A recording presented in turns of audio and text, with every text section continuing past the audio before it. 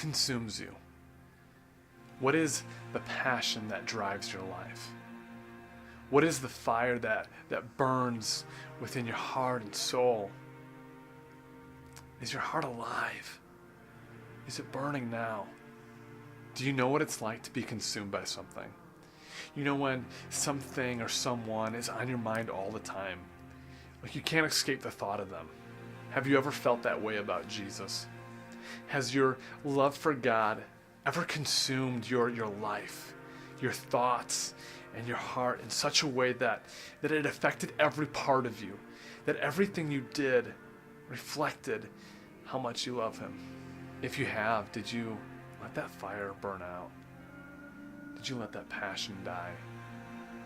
Do you know what it's like to grow cold on the inside?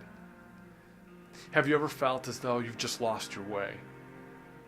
Or have you felt that you're just stuck going through the motions, but on the inside, you're desperately crying out for the real thing again?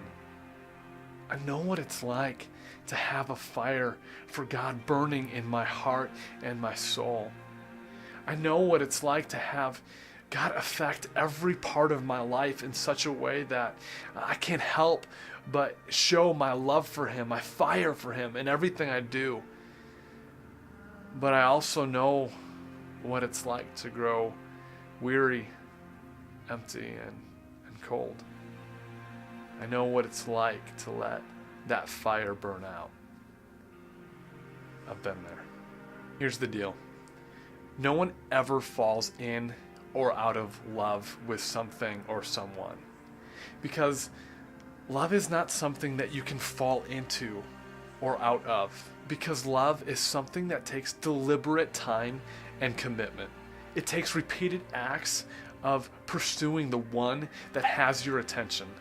When someone falls out of love with someone or something, the truth is really that they've just stopped pursuing. They've settled for giving less than their best. They've stopped choosing. Rather, they've chosen that the person that once held their attention and their heart and their passion is no longer worthy of their time and their heart and their sacrifice. A fire is similar to love in that it doesn't just happen. It takes kindling, oxygen, and a well-placed spark. And once a fire is lit, it must continually be fed fuel to burn. When someone stops feeding a fire fuel, it slowly burns down to coals and eventually it goes out completely. Or similarly, when someone piles a bunch of fuel to a fire but then starves that flame of oxygen, it suffocates and it too is extinguished. Love takes deliberate, repeated acts of choosing to pursue the one that your heart desires.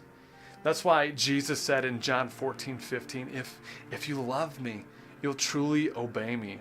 To truly love God in a way that pleases Him will cost you repeatedly sacrificing your worldly, selfish desires to pursue Him. This is true worship, obedience, and love. It's time to kindle the fire. Your love and passion for God. And maybe for some of you, it's time to rekindle.